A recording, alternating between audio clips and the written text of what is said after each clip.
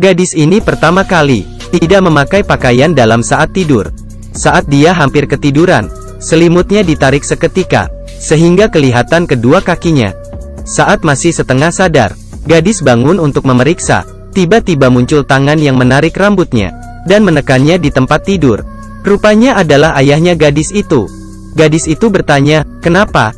Ayahnya tidak menjawab. Dia melihat ke arah badan Sunwo dengan tatapan yang menggelikan. Saat dia melihat ke bawah lagi, dengan fokus dia melihat Sunwo. "Putriku sudah tumbuh dewasa." Gadis yang sangat kasihan. Dia sangat ketakutan. Badannya sudah gemetaran. Ayahnya perlahan-lahan melepaskan tarikannya. Kemudian mengelus mukanya. Air matanya turun dari pipinya. Saat Sunwo mengira akan terjadi sesuatu, ayahnya malah pergi meninggalkan dia. Ayahnya pergi meninggalkan Sunwo yang terdiam tanpa kata. Keesokan pagi, ibunya seperti biasa menyiapkan sarapan. Sunwo duduk terdiam. Hatinya sangat kacau. Dia berpikir apakah perlu memberitahu kejadian semalam ke ibunya. Adiknya turun dari tangga. Adik kecil juga datang ke meja makan. Ayahnya Sunwo dengan senang hati duduk di sampingnya, seperti tidak terjadi apapun kemarin. Sunwo mengingat kembali muka ayahnya kemarin, yang sangat menakutkan.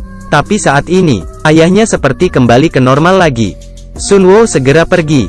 Semua orang kebingungan. Ibunya meletakkan sup di atas meja dengan keras, membuat mereka semakin bingung. Ibunya hanya diam, kemudian dengan lahap memakan makanan, seperti beberapa hari tidak makan. Semua kelakuan aneh ini membuat semua orang semakin takut. Adiknya memuntahkan makanan dan bilang, "Terlalu asin." Ibunya mengambil segenggam telur, kemudian memasukkan ke mulut seperti orang gila. Apa yang terjadi pada sekeluarga ini? Setelah pindah masuk ke rumah ini, sekeluarga ini semakin aneh. Di dalam halaman rumah, seorang tetangga yang membuat patung aneh. Pagi hari, tiba-tiba muncul hewan yang tak berkulit. Yang paling aneh adalah ayahnya yang berkeliaran tengah malam. Ibunya semakin aneh. Cara makannya sangat teruk. Kemudian dia memberikan makanan ke anaknya, tapi anaknya tidak ingin memakannya. Setelah melihat ke ayahnya, ayahnya berkata, "Jika tidak ingin makan, maka tidak usah makan." Namun saat itu tatapan ibunya menjadi seram. Dia meletakkan makan di atas meja. Kemudian dia melempar piring-piring. Anak-anak ketakutan hingga gemetaran. Ibunya semakin emosi. Dia memukul meja dengan emosi, berteriak, "Kalian tidak tahu bersyukur?" Dia melihat anaknya dengan tatapan tajam. Anaknya ketakutan hingga menangis. Mereka tidak pernah berpikir, ini adalah awal mimpi buruk mereka. Gadis ini mandi dengan air hangat.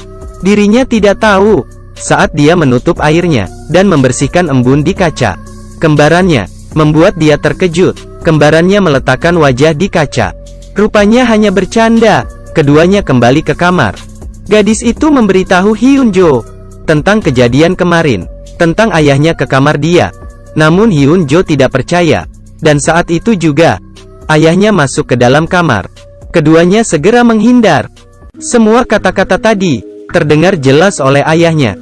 Saat dia lagi bertanya kepada kedua kakak beradik, tangannya masuk ke kotak pensil, kemudian mengambil pisau, dan mengeluarkan pisaunya. Ayahnya berjalan ke arah mereka. Saat dia ingin melepaskan serangan, berhasil dihentikan oleh Hyunjo. Hyunjo tidak percaya.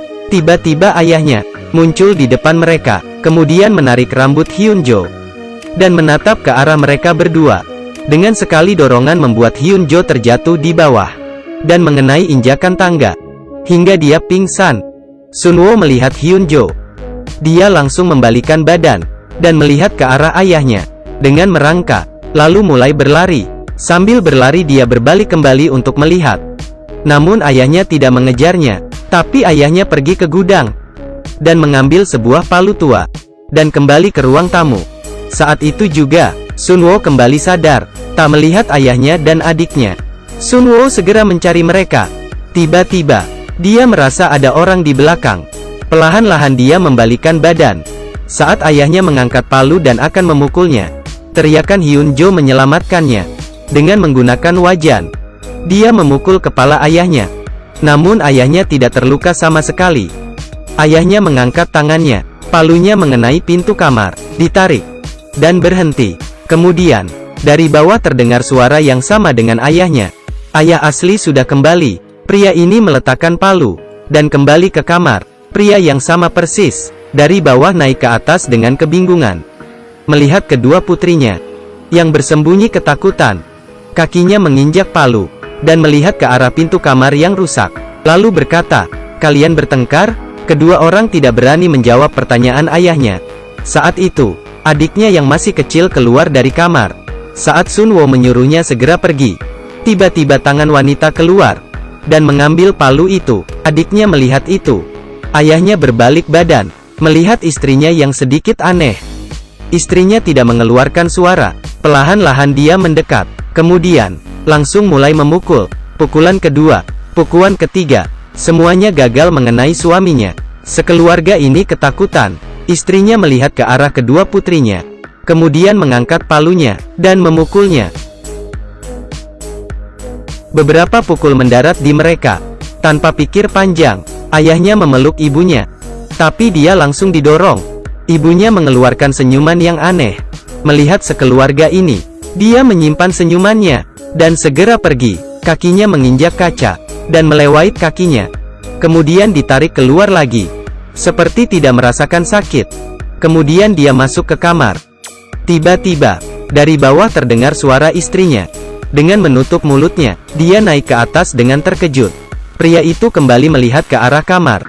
Siapa orang yang tadi? Tapi, dia masih sangat takut dengan istrinya. Kemudian dia membuka pintu kamar itu. Dalamnya tidak ada orang sama sekali. Tapi, palau yang bercak darah ada di atas lantai. Palau yang bercak darah ada di atas lantai. Terlihat oleh pria itu. Ibunya mendekati kedua putrinya. Namun putrinya ketakutan dan segera menghindar. Keesokan hari, pria itu menelpon adiknya agar dia membantu menyelesaikan masalah itu. Pada sore hari itu, adik yang bekerja sebagai pastor datang ke rumah abangnya. Dia sempat bilang ke abangnya tentang apa yang dia lihat. Tapi abangnya tidak percaya, sehingga membuat hubungan mereka semakin jauh. Malam itu, sekeluarga memutuskan untuk tidur bersama. Tengah malam, adik kecil terbangun karena kebelet pipis. Dia tidak mengganggu orang lain. Anak bungsu yang polos ini, saat dia sendiri masuk ke toilet, bayangan anak kecil yang sama persis melewatinya. Benar saja, semua anak bungsu di dunia ini sama saja. Anak itu mengangkat pisau dan mengeluarkan senyuman aneh, mengangkat dan berhenti. Anak itu tidak membunuh pastor, seperti dihentikan oleh sesuatu. Pastor kemudian membuka matanya. Dengan begini, karena keberadaannya, sekeluarga melewati malam itu dengan aman.